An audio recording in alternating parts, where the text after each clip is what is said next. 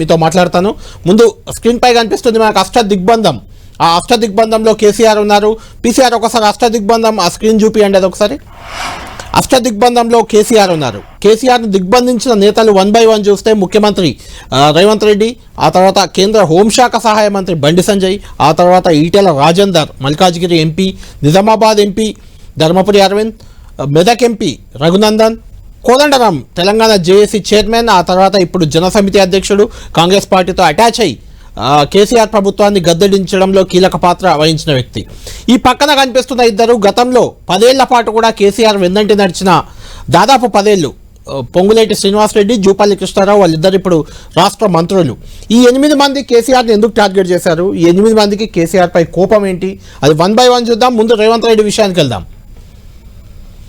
రేవంత్ రెడ్డి తెలంగాణ ముఖ్యమంత్రి. కేసీఆర్ ప్రభుత్వ హయాంలో కేసుల పాలయ్యారు, కేసులు ఎదుర్కొన్నారు, జైలు పాలు కూడా అయ్యారు. కూతురు పెళ్లి సమయంలో కూడా అరెస్ట్ అయ్యారు. 2018లో కొడంగల్లో ఓటమిని ఛాలెంజ్గా తీసుకున్నారు సీఎం రేవంత్ రెడ్డి. అప్పుడు టార్గెట్ చేసి మరీ రేవంత్ రెడ్డిని అక్కడ బీఆర్ఎస్ ఓడించింది. రాష్ట్ర వ్యాప్తంగా పాదయాత్ర చేసి కాంగ్రెస్ను ఐక్యం చేసి కేసీఆర్ సర్కార్ను కూల్చిన నాయకుడు. ఆ తర్వాత సీఎం కూడా అయ్యారు. ఇప్పుడు సీఎంగా ఉన్నారు. సీఎంగా కేసీఆర్ను, ఆ పార్టీ నేతలను ముప్పు తిప్పలు రేవంత్ రెడ్డి పెడుతున్నారు, ఇప్పటికీ పెడుతున్నారు. అందులో ప్రధానంగా మనం చూస్తున్నాం వరుస కేసులతో గులాబీ దళాన్ని ఉక్కిరిబిక్కిరి చేస్తున్నారు. అందులో ఫోన్ ట్యాపింగ్ కావచ్చు, కాళేశ్వరం వ్యవహారం, విద్యుత్ కొనుగోళ్లలో కుంభకోణాలు, వాటిపై విచారణ కమిషన్లు, ఆ కమిషన్లతో కేసీఆర్ను ఉచ్చు బిగిస్తున్నారు. దీనికి ప్రధాన కారణం గతంలో రేవంత్ రెడ్డిని బీఆర్ఎస్ పార్టీ టార్గెట్ చేయడమే. అదే ప్రధాన కారణమా? నాగేశ్వర్ గారితో మాట్లాడదాం. నాగేశ్వర్ గారు, అంటే వ్యక్తుల పంచాయతీగా మనము దీన్ని చూడకూడదు. ఈ 8 మంది నేతలతో కేసీఆర్కు ఉన్న రిలేషన్స్, కేసీఆర్కు ఉన్న ఈక్వేషన్స్ కూడా రాజకీయ ప్రక్రియలో భాగం. అవును, వాళ్ళ ఆ 8 మందికి కేసీఆర్కి ఏమో పొలం పంచాయతీ లేదు, గట్టి పంచాయతీ లేదు, వాళ్ళకేమి ఇద్దరు అప్పులు ఇచ్చుకొని తీసుకున్న పంచాయతీ లేదు కదా. అంటే పొలిటికల్ ప్రాసెస్లో కేసీఆర్ తీసుకున్న నిర్ణయాలు, కేసీఆర్ విధానాలు, కేసీఆర్ ఎత్తులు, కేసీఆర్ ఎత్తుగడలు, వీటిలో ఈ 8 మందితో ఉండే ఈక్వేషన్స్ అంతే తప్ప ఇదేం పర్సనల్ లెవెల్ పంచాయతీ కాదు. అంటే నాగేశ్వర్ గారు, ఇక్కడ ఏంటంటే బీఆర్ఎస్ ఇప్పుడు మనకి ఇక్కడ 3 పార్టీలు కనిపిస్తున్నాయి. ఒకటి బీజేపీ, ఒకటి కాంగ్రెస్, మూడోది తెలంగాణ జనసమితి. అంటే ఇక్కడ 8 మందిని తీసుకోవడానికి ఆ 3 పార్టీల్లో చాలా మంది, లక్షల మంది, వేల మంది కూడా నాయకులు ఉంటారు, కార్యకర్తలు ఉంటారు.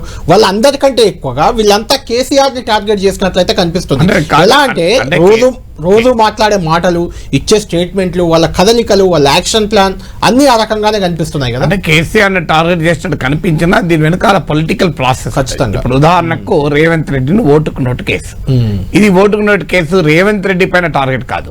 వాస్తవంగా టార్గెట్ చంద్రబాబు నాయుడు కేసీఆర్ కు. టార్గెట్ తెలంగాణలో తెలుగుదేశం పార్టీ లేకుండా చేయడం. ఎందుకు లేకుండా చేయడం అంటే తెలంగాణలో Telugu Desam party, YSR Congress party Telangana ఏర్పడ్డాక కంప్లీట్ గా విత్డ్రా చేసుకుంది. కానీ టీడీపీ విత్డ్రా చేసుకోకుండా తెలంగాణలో రాజకీయం నడిపి 2014లో 15 సీట్లు గెలుచుకుంది. 2018లో కూడా 2 సీట్లు గెలుచుకుంది. సో కేసీఆర్కి వచ్చిన అనుమానం ఏంటంటే ఎమ్మెల్సీ ఎన్నికల్లో తనను ఓడించి కేసీఆర్ను బలహీనపరిచి తన పార్టీని, ప్రభుత్వాన్ని అస్థిరపరుస్తుంది అని ఆయన భావించాడు. దానికి కౌంటర్ స్ట్రాటజీగా ఈ ఆపరేషన్ నడిపాడు. అందువల్ల ఇట్ ఇస్ నాట్ యాక్చువల్గా ఆ రోజు టార్గెట్ రేవంత్ రెడ్డి కాదు, ఆ రోజు టార్గెట్ చంద్రబాబు నాయుడు. చంద్రబాబు నాయుడు టార్గెట్ చేసే క్రమంలో రేవంత్ రెడ్డి దొరికాడు. సో అక్కడ నుంచి స్టార్ట్ అయింది రేవంత్ రెడ్డికి కేసీఆర్ పంచాయతీ. ఆ తర్వాత మీకు రేవంత్ రెడ్డిని జైలుకు పంపడం ఓటుకు నోటు కేసులో, తర్వాత రేవంత్ రెడ్డి ఎప్పుడైతే పిసిసి అధ్యక్షుడై రాష్ట్ర కాంగ్రెస్ నాయకత్వం వహించడం మొదలు పెట్టాడో అప్పుడు టార్గెట్ పెరిగింది. పెరగడం ద్వారా ఏం జరిగింది? వాస్తవంగా బెనిఫిట్ జరుగుతుంది రేవంత్ రెడ్డికి. ఎందుకంటే కాంగ్రెస్ లో రేవంత్ రెడ్డి తిరుగులేని నాయకుడిగా ఎమర్జ్ చేయడానికి ఉపయోగపడేది. ఎందుకంటే కేసీఆర్, కేటీఆర్, బీఆర్ఎస్ టార్గెట్ చేసే వరకు కాంగ్రెస్ సీనియర్లు కూడా అనివార్యమై తమ నాయకుడిని సమర్థించుకోవాల్సి వచ్చింది. 2018 ఎన్నికల్లో ఓడించారు కూడా. 2018 ఓడించాడు, కలిసి వచ్చింది. అంటే 2010 మీరు కరెక్ట్. ఇప్పుడు నేను చెప్పే 2023 ఎన్నికలు మీరు అన్నట్లు 2018 ఎన్నికల్లో టార్గెట్ చేశారు. అవును, అంటే 2010 ఎన్నికలకు ముందు ఓటుకు నోటు కేసులో జైలుకు పంపడం, 2018లో ఎమ్మెల్యేగా ఓడించడం, అంతకుముందు అసెంబ్లీలో కూడా లేకుండా చేయడం, ఇవన్నీ కూడా రేవంత్ రెడ్డిలో కసి పెంచింది. ఇప్పుడు మనుషుల్లో కసి ఎప్పుడు పెరుగుతుంది? అప్పుడు చంద్రబాబు నాయుడు అరెస్ట్ చేయడం వల్ల చంద్రబాబు నాయుడులో కసి పెరిగింది, తెలుగుదేశం శ్రేణుల్లో కసి పెరిగింది. ఎట్టి పరిస్థితుల్లో ఎవరితోనైనా కలిసి జగన్ సంగతి తేల్చాలి అని. అందువల్ల కలిసి పెరిగినప్పుడు మనిషి కిల్లర్ ఇన్స్టింక్ట్ తో పనిచేస్తాడు.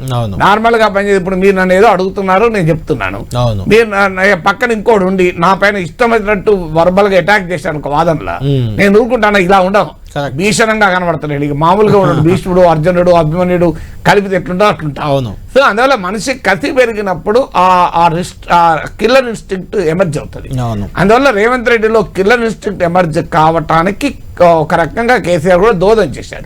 ఆయనలో ఉన్న సహజ స్వభావంతో పాటు 2023లో కూడా మీరు రేవంత్ రెడ్డిని టార్గెట్ చేయడం ద్వారా రేవంత్ బెనిఫిట్ అయింది, కాంగ్రెస్ బెనిఫిట్ అయింది. ఎందుకంటే కాంగ్రెస్ కి ఎవరు నాయకుడు, ఈ గ్యారంటీలు ఇస్తున్నారు, ఎవరు గ్యారంటీ, ఎవరు ముఖ్యమంత్రి అవుతారు, మీ ముఖ్యమంత్రి ఎవరు అని ఒకవైపు బీఆర్ఎస్ వేసిన ప్రశ్నలకు కాంగ్రెస్ ఉక్కిరి బిక్కిరి అవుతుంటే దానికి మళ్ళీ బీఆర్ఎస్ ఆన్సర్ చెప్పింది. రేవంత్ రెడ్డిని టార్గెట్ చేస్తుంది, ప్రశ్న బీఆర్ఎస్ వేసింది, ఆన్సర్ బీఆర్ఎస్ చెప్పింది.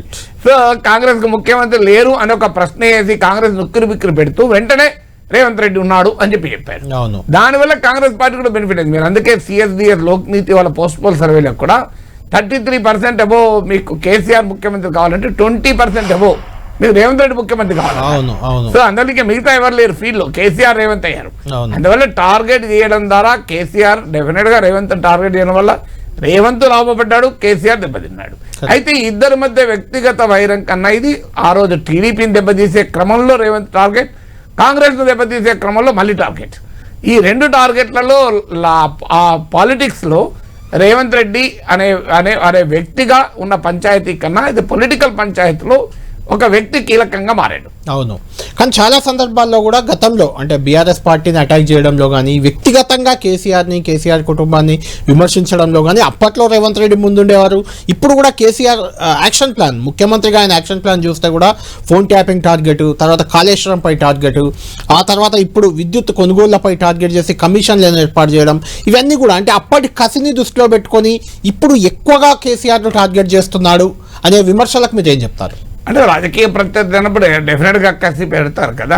ఇప్పుడు మీకు దేశంలో రాష్ట్రంలో అది మనం చూస్తున్నాం. అంటే ఒకటి నాగేశ్వర్ గారు, అంటే మీకు తెలియంది కాదు, ప్రమాణ స్వీకారం చేసే సందర్భంగానే ముఖ్యమంత్రులు కానీ మంత్రులు కానీ చెప్తుంటారు, రాగద్వేషాలకు అతీతంగా పాలన చేస్తాం, నా దృష్టికి వచ్చిన ఏ సమాచారాన్ని ఎవరికి అవసరమైతే తప్ప చెప్పము, ఎవరిని వ్యక్తిగతంగా టార్గెట్ చేయము, ఇలాంటి ప్రమాణ స్వీకారం చేస్తుంటారు కదా అని చెప్పి గత ప్రభుత్వంలో తప్పులు జరుగుతాను వదిలేయడం కూడా కరెక్ట్ కాదు. ఖచ్చితంగా కక్ష సాధింపు చేయకూడదు ఎట్టి పరిస్థితుల్లో. అంటే కక్ష సాధింపుగా చూసే వాళ్ళకి మీరు ఏం చెప్తారు? అంటే కక్ష సాధింపుగా చూడడమా చూడకపోవడమే రేపు అది లీగల్ ప్రాసెస్ లో తేలాల్సి. అవును, ఎందుకంటే కక్ష సాధింపు వద్దని పేరిట గత ప్రభుత్వంలో ఏమైనా తప్పులు జరిగినా క్లీన్ చిట్ ఇవ్వాలి, కామ్గా ఉండాలి అంటే కొత్త ప్రభుత్వం అధికారం ఎందుకు వచ్చింది? ప్రజలు కొత్త ప్రభుత్వానికి అధికారం ఇచ్చింది ఎందుకు? గత ప్రభుత్వ తప్పులు సరిచేయమని కదా. సో అందువల్ల ఇక్కడైనా ఆంధ్రప్రదేశ్లో అయినా కక్ష సాధింపు ఉండకూడదు. కక్ష సాధింపును ప్రజలు అంగీకరించరు డెఫినెట్గా. మీకు ఇప్పుడు జగన్మోహన్ రెడ్డి అధికారంలోకి వచ్చడంతోనే ప్రజావేదిక కూల్చాడు. ప్రజావేదిక కూల్చడంతో మొదలై చంద్రబాబు నాయుడు అరెస్ట్ దాకా నడిచింది.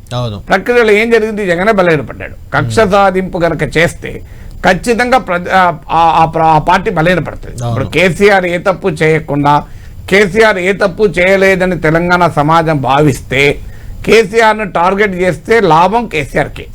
అది చరిత్రలో ఎక్కడ చూసినా అది మనకు కనబడుతుంది. అందువల్ల అల్టిమేట్ గా ప్రజల కోర్టులో తేలాల్సిన అంశం ఇవి. బట్ డెఫినెట్ గా రాజకీయ ప్రత్యర్థుల మధ్య ఆ రకమైన టార్గెట్స్ ఉంటాయి. ఇప్పుడు ఆ టార్గెట్ కేసీఆర్ లాభం అవుతుందా నష్టం అవుతుందా చూడాలి.